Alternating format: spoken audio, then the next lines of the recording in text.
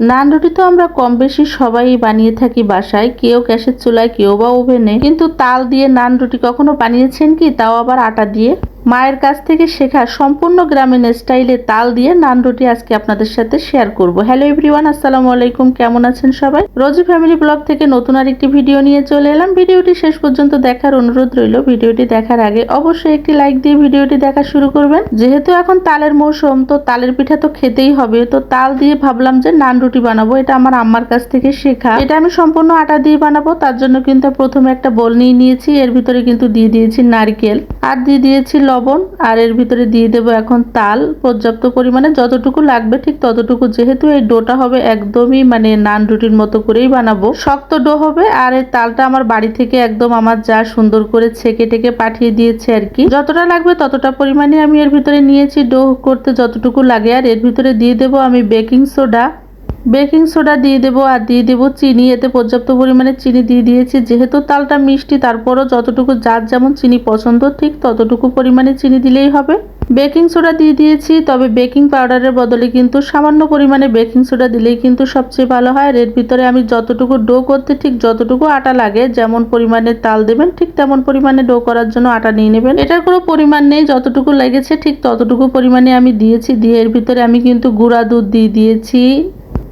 4-5 চামচ পরিমাণ full cream গুঁড়া দুধ দিয়ে দিয়েছি। তো লিকুইড দুধ না দিলেই কিন্তু ভালো হয়, যেহেতু ডোটা শক্ত হবে এই জন্য লিকুইড দুধ না দেয়াই ভালো। যেহেতু তালটা একটু নরমই থাকে এই জন্য কিন্তু আমি সবকিছু গুঁড়া দুধটাই দিয়ে দিয়েছি। অল্প অল্প করে আটা দিয়ে তারপরে দেখছি সুন্দর করে ডোটা তৈরি করে নিয়ে এটা কিন্তু আমি 4-5 ঘন্টার জন্য রেখে দিব আর কি ঢেকে।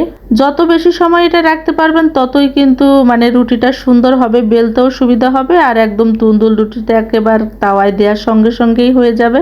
আমি কমপক্ষে 4-5 ঘন্টার মতো রেখেছিলাম। তো এটা আমি সন্ধ্যার দিকে মাখিয়ে রেখেছি, প্রায় সকালের দিকে 10টা-11টার দিকে, আর সন্ধ্যার পরে আমি এটা বানিয়েছি। দেখতেই পাচ্ছেন কত সুন্দর ডো হয়েছে। তো এটা আমি আস্তে আস্তে করে বেলে নেবো আর কি। ঠিক নান রুটির মতো যেরকম পরিমাণে নিলে নান রুটি একেবারে খুব বেশি পাতলা হবে না, আর খুব বেশি পুরোও হবে না। আমি সবসময় তালের বড়াই বানানো হয় আর কি, নারকেল দিয়ে তালের বড়া বানিয়ে থাকি। চালের গুঁড়া ময়দা দিয়ে মিক্সড করে কিংবা আটা মিক্সড করে তেলে ভাজি। এই প্রথম আমি একদম তেল ছাড়া তালের নান রুটি বানিয়েছি, যেটা এত সুন্দর হয়েছিল, আলহামদুলিল্লাহ এত পারফেক্ট হয়েছিল, আর খেতে এত মজা হয়েছিল। তালটা একদমই কোনোভাবেই তিতা ছিল না আগে থেকে। তারপরে অল্প পরিমাণে চিনি দিয়েছি, খুব বেশি চিনি দেইনি কিন্তু। এখন আমি খুব বেশি পাতলাও না খুব বেশি পুরো না, এরকম করে আমি ডোটা দিয়ে তারপরে তাওয়ায় ছেঁকে নিব আর কি। ননস্টিক এই যে তাওয়াগুলোতে ছেঁকে নিচ্ছি আস্তে আস্তে। তো সুন্দরভাবে ফুলে ওঠে এটা, কিন্তু একদম সুন্দরভাবে নান রুটির মতনই হয়ে উঠতেছে। একটু পোড়া পোড়া ভাব থাকবে, যেটা কিন্তু খেতে অসাধারণ লেগেছিল। অনেকে আসলে তেলের পিঠা খেতে অপছন্দ করেন, তারা কিন্তু অনায়াসে তেল ছাড়া এই তালের নান রুটিটা বানিয়ে খেতে পারেন। আমি যেভাবে বানিয়েছি এভাবে যদি বানান একদম পারফেক্ট নান রুটি হবে, সেটা বলার কোনো অপেক্ষা রাখে না। নান রুটির মতো করে এটা কিন্তু ওভেনে দিয়েও আপনি করে নিতে পারেন, তবে আমি চুলায় করেছি আর কি। আমার মতো করে কেউ যদি এভাবে তালের নান রুটি বানিয়ে থাকেন অবশ্যই একটাবার হলেও কমেন্টে বলবেন, আর যদি না করে থাকেন তো অবশ্যই একটাবার হলেও ট্রাই করে দেখবেন।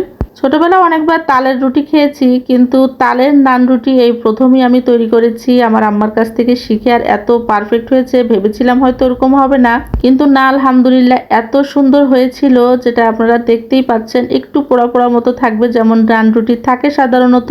এটা চায়ের সাথে এবং কি শুধু শুধু খেয়ে নিতে পারেন, আবার এর ভিতরে যদি মনে করেন একটু ঘি দিয়ে ভেজে নেবেন তাও নিতে পারেন, তবে আমি সেটা প্রয়োজন মনে করিনি। সেটা ছাড়াই কিন্তু এটা খুব বেশি মজা হয়েছিল, কারণ এতে নান রুটি বানানোর সকল উপকরণ দিয়েছি, শুধুমাত্র নারকেলটা একটু এক্সট্রা দিয়েছি আর কি। এক এক করে কিন্তু আমি নান রুটিগুলো সব বানিয়ে নিয়েছি আর কি। তালের নান রুটি এগুলো আমি এখন কেটে নেব, কেটে নিয়ে একদম ঠিক নান রুটির মতো করে কেটে নিয়ে তারপরে এটা এইভাবে খাওয়ারে করব। আর আমি ছিঁড়ে একটু দেখিয়ে দিচ্ছি আর কি কতটা একদম সফট হয়েছে, আর একদম এত কেকের মতো হয়েছে, এত সুন্দর। যেমনটা আসলে নান রুটি হয় ঠিক তেমনটাই হয়েছে। এখন আমি এটা ছুরি দিয়ে কেটে নিচ্ছি, অনায়াসে খুব সুন্দর করে কেটে নিয়ে সুন্দরভাবে পরিবেশন করে সবাই মিলে খেয়ে নিয়েছি গরম গরম। খাওয়ার পরেও কিছুটা ছিল, আর এটা কিন্তু পরের দিনও একদম এমন ভাবেই একদম সফট ছিল। ভিডিওটির কোথাও কোনো অংশ ভালো লাগলে লাইক কমেন্ট শেয়ার করে আমার পেজের পাশে থাকবেন। তো আজকে এই পর্যন্তই, ভালো থাকবেন সুস্থ থাকবেন সবাই। আল্লাহ হাফিজ, আসসালামু আলাইকুম সবাইকে।